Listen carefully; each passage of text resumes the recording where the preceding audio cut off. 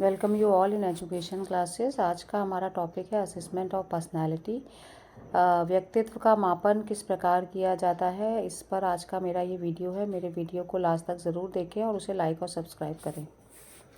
Assessment of personality की जहाँ पर हम बात करते हैं तो सबसे पहले ये जानना ज़रूरी है कि व्यक्तित्व क्या है। जैसा कि आप चित्र में देख भी सकते हैं कि पर्सनैलिटी जो है अंग्रेजी में जिसे हम पर्सनैलिटी कहते हैं और लैटिन में जिस शब्द को हम पर्सोना कहते हैं और हिंदी में जिसका अर्थ होता है नकाब या मुखौटा, कि एक व्यक्ति का जो व्यक्तित्व है उसे हम हिंदी में नकाब या मुखौटा कहते हैं। यानी व्यक्ति जिस तरह का मास्क अपने चेहरे पर लगाता है या जो किरदार निभाता है वही उसका पर्सनैलिटी मान लिया जाता है। ऑलपोर्ट ने अपनी पुस्तक पर्सनैलिटी या साइकोलॉजिकल इंटरप्रिटेशन में व्यक्तित्व की परिभाषा इस प्रकार दी है कि व्यक्तित्व व्यक्ति के भीतर मनोशारीरिक गुणों का गत्यात्मक संगठन है जो वातावरण के प्रति उसके अनूठे समायोजन को निर्धारित करता है।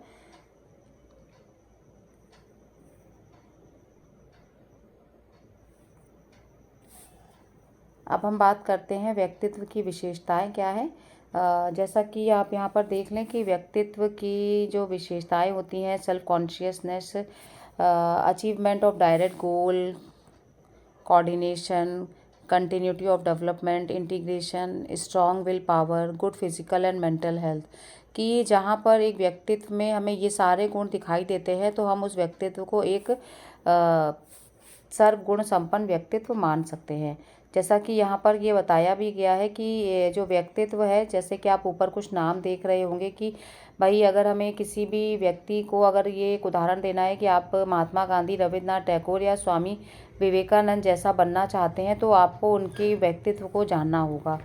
असेसमेंट जो है एक ऐसी प्रक्रिया है जो सामान्य मानवीय विशेषताओं और गुणों के संदर्भ में दूसरों के साथ तुलना करके व्यक्तियों की एक विशिष्ट तस्वीर स्थापित करता है। असेसमेंट या मेजरमेंट ऑफ पर्सनैलिटी, जिसमें हम व्यक्तित्व के आकलन के लिए व्यक्तित्व मापन के लिए जो विधियां प्रयोग की जाती हैं उनकी बात करेंगे।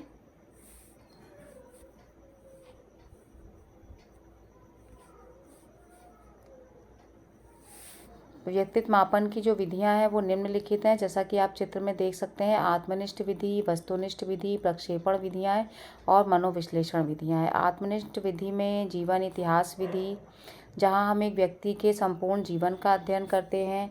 प्रश्नावली विधि है, प्रश्नावली विधि। साक्षात्कार विधि है, आत्मकथा लेखन विधि। वस्तुनिष्ठ विधियों में निम्नलिखित विधियां हैं। नियंत्रित निरीक्षण विधि, मापन रेखा विधि, समाज मिति विधि, शारीरिक परीक्षण विधि, व्यक्तित्व सूचियां। प्रक्षेपण विधि के अंतर्गत रौशा स्याही धब्बा परीक्षण है, प्रासंगिक अंतर्बोध परीक्षण है, बाल संप्रत्यय परीक्षण है, शब्द साहचर्य परीक्षण है, वाक्य पूर्ति या कहानी पूर्ति परीक्षण है। इसी तरह मनोविश्लेषण विधि में स्वतंत्र शब्द साहचर्य विधि है और स्वप्न विश्लेषण विधि है। तो व्यक्तित्व की इन विधियों के द्वारा हम व्यक्तित्व का मापन करते हैं। जहां आप इन विधियों को अगर विस्तार पूर्वक पढ़ना चाहते हैं तो उनका विस्तार पूर्वक वर्णन जो है मैंने यहाँ पर दिया हुआ है, आप उसको देख सकते हैं। कि जीवन इतिहास विधि, जिसके द्वारा हम व्यक्ति के सामाजिक व्यवहार या उसके संपूर्ण जीवन में जो भी घटनाएं घटित हुई हैं उनका अध्ययन करते हैं। प्रश्नावली विधि है।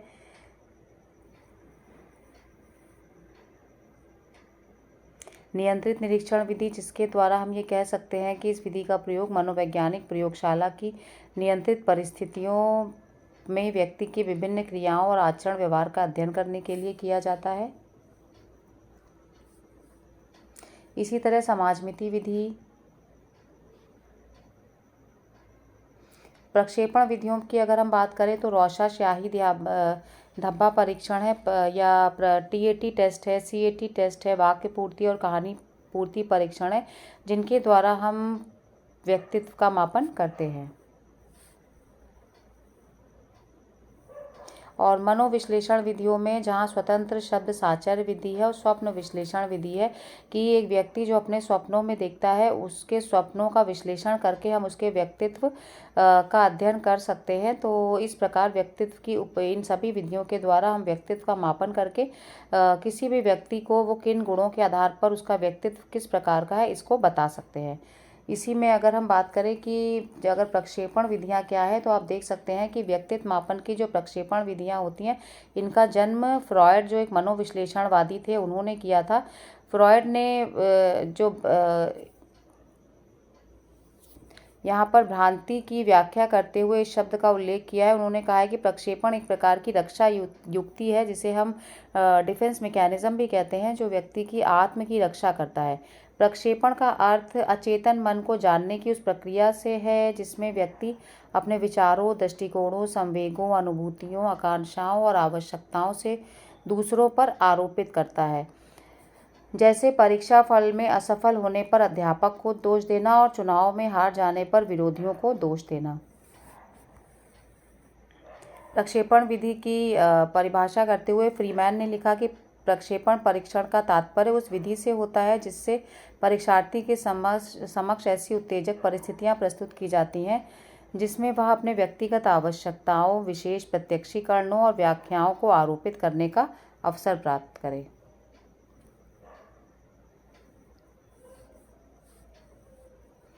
प्रक्षेपण की विशेषताएं निम्नलिखित हैं। प्रक्षेपण प्रविधियों की सर्वाधिक महत्वपूर्ण विशेषता व्यक्ति के अचेतन मन को जानना है। संपूर्ण व्यक्तित्व का यह विस्तृत और गहन मापन होता है। व्यक्तित्व की दमित इच्छाओं को इसके द्वारा जाना जा सकता है। इन परीक्षणों का प्रशासन व्यक्तिगत रूप से किया जाता है। ऐसे परीक्षणों द्वारा व्यक्ति की एक संगठित तस्वीर सामने आती है। परीक्षण विश्वसनीय और वैध होते हैं। इसी तरह इस परीक्षण की कुछ सीमाएं भी निम्नलिखित हैं, जो कि आप यहाँ पर देख सकते हैं।